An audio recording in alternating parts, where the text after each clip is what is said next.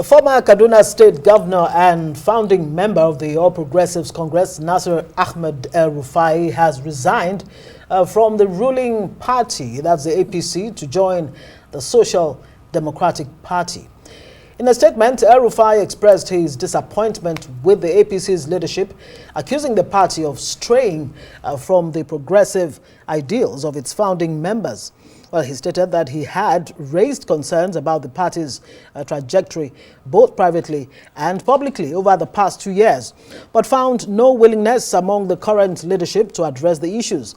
Now, El-Rufai's resignation from the APC, effective immediately, was submitted to his ward in Kaduna State. He also announced his decision to join the SDP, describing it as the platform for his future political engagements. He called on his supporters and other concerned Nigerians to join him in the SDP.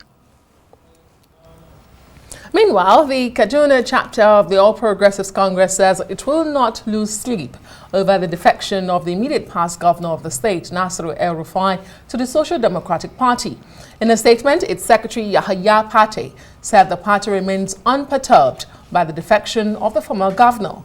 He says the APC is focused on delivering Kaduna State to President Bola Tinubu and Governor Uba Sani in 2027.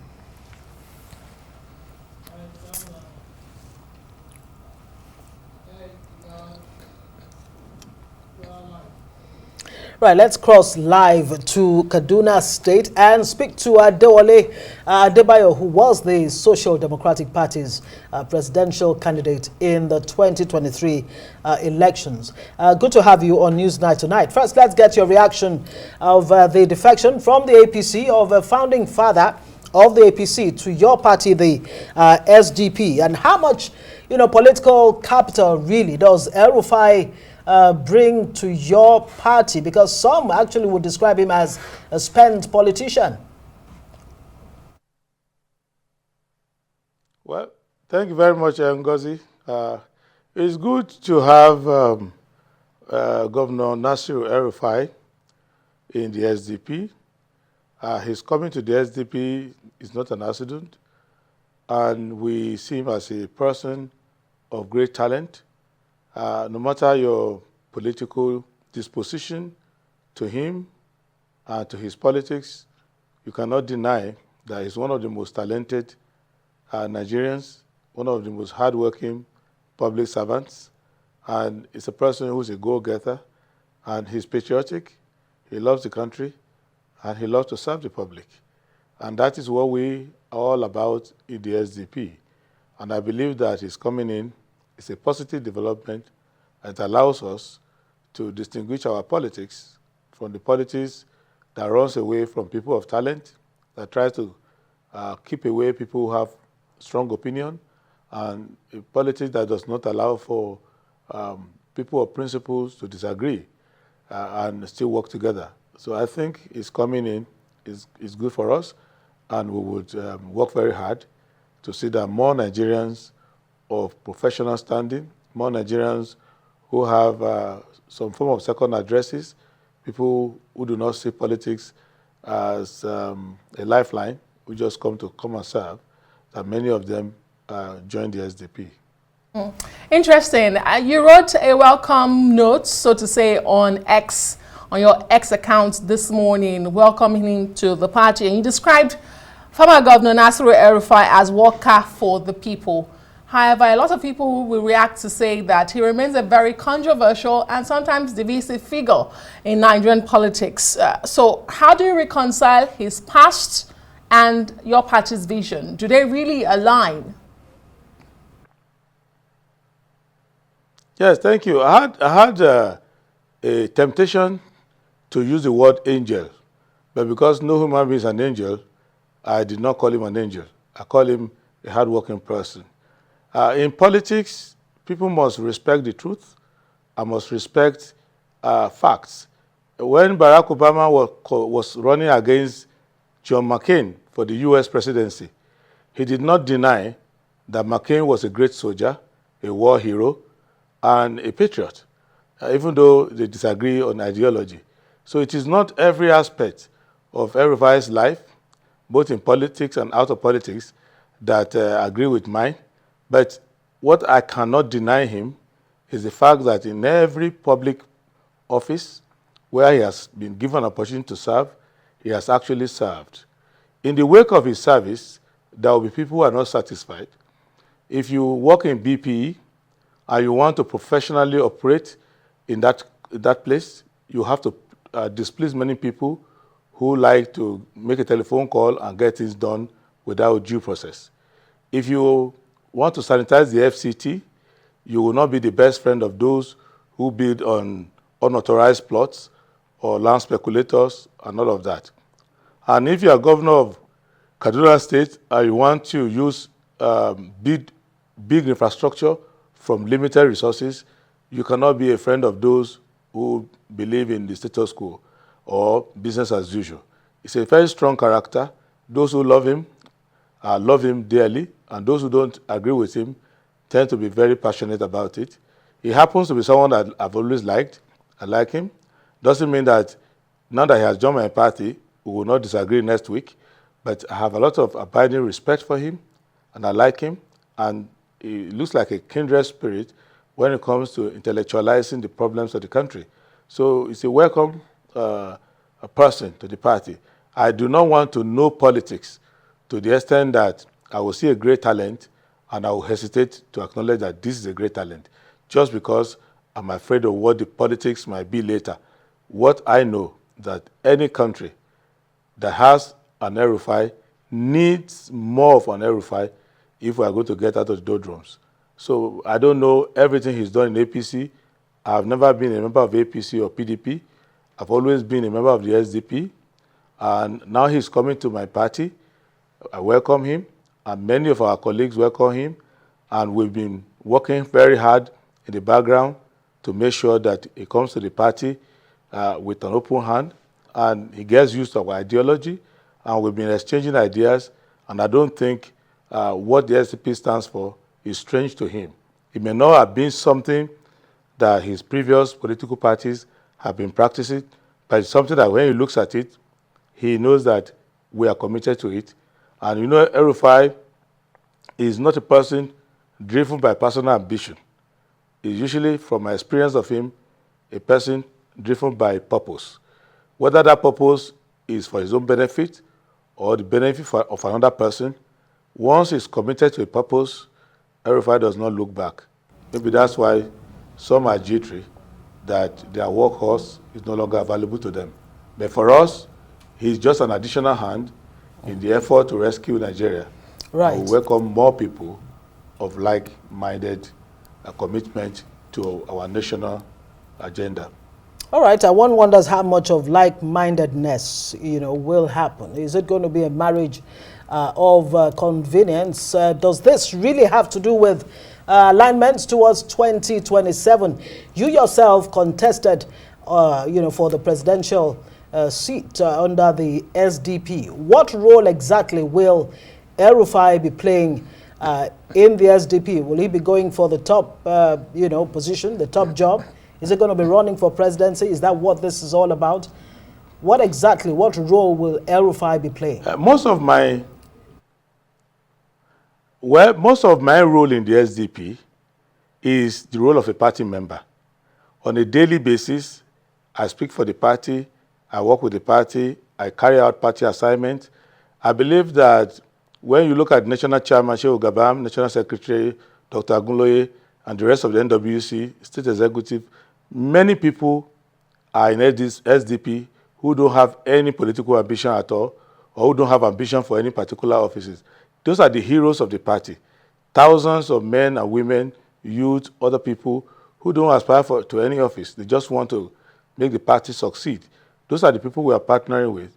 I do not have any concern or doubt that Madam El-Rufai would come and be a good party man first. Whatever it pleases God to put in his mind to seek for, or whatever it pleases the SDP to entrust him to do on our behalf, I have no doubt that he will do it well. What I know is that he has seen how we work very hard. When he was in the APC, we don't like the APC. We admire him for his ability to work very hard wherever he finds himself.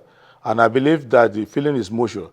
So if he comes now and settles down into the party, if there are places where he ought to aspire to and he has no interest in aspiring to, we can encourage him to aspire to those places. And if there are aspirations that he has and that do not align with the interests of the party, he is patriotic enough to know. So he's not a person who is just running around looking for where to experiment his own ideas. He's a person who knows that Nigeria needs a very strong platform. We're a very diverse country, and the last two presidents we've had have not behaved as if Nigeria is a diverse country. And he looks at it and believes that we need to create a platform that first recognizes that we are diverse. We're diverse in the nature of the problems we have. We're also diverse in the various rainbow of ideas that we can use to heal the country. And what he's trying to do with us is to strengthen the platform, and any party that aspires to the leadership of Nigeria should not be so lily-livered that they cannot allow talented people, strong people to join it. That's a bad sign for somebody who aspires, like me, to the highest office in the land, if we don't recognize that strong people have to come in and come and work with us. Great. So is it really about strong men or strong political parties? Because critics argue that in the Nigerian political space, it's not really about ideology, but big personalities, such as the way your party has openly welcomed former Governor El-Rufai, and it's such a big deal for the SDP. So are you not falling in that category of the political parties that Nigerians have been criticizing, that's all about big men? That's on the one hand. Secondly, you've been very vocal. You've been a vocal critic of the APC and the PDP. In fact, you refer to them in your welcome message to the former governor today as those who have presided over the low-cost years of Nigeria. Are you absolving former Governor El-Rufai of those low-cost years because he's been in both political parties? And finally, is this about a third or a fourth force? Because some would say the SDP might not just have enough to wrestle power in 2027 from the APC, but what you are doing is to weaken the chances of other opposition parties. How do you respond to all of this? Okay, basically, number one, it's not about personality. It's about the ideology of the party. And the frenzy around El-Rufai is more on the side of those who lost him than on the side of those who gained him. We didn't throw a party. We're happy to see him, but it's not as if we were all running a carnival right around town. It is the crying party, those who are shedding tears on the other side, that have created the frenzy. In our party, we have people like Solomon Dalun, who was you cannot say it's a small factor. We've had Mulika Adewole, former majority leader in the House of Representatives. We have Shehu Gabon, our national chairman, has been in politics in various categories over the years. There are many people. We have senators, past and present. So there are many leaders in the party already. And that does not minimize the fact that Governor El-Rufai is a good addition to our patriotic force. But the idea is that we are not looking around for big men. It is just that El-Rufai has big ideas. It's not just like a former governor. There are governors everywhere. But he has good ideas. And he has a good record of hard work. And yes, it's true. We've had low-cost years. But he has been one of the few success stories. There's nobody who comes to FCT and will not see the landmark of El-Rufai. I think the history of FCT is before El-Rufai and after El-Rufai. And if you look at his work with the late Alhaji Zayed, his work with General Absalami Abubakar during the transition, his work for the President Obasanjo in BP, his work for the President Obasanjo, not only in the FCT, in also running his cabinet and bringing talent on board. I'm not here to be a biographer of El-Rufai, but I recognize the fact that even in the darkest hours, there are some flickers of light there.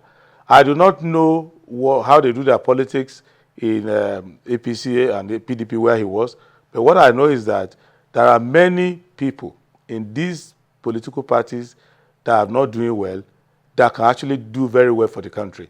So when we are trying to create a new political platform, we are not saying that we are going to get our members from Mars or from outside Nigeria.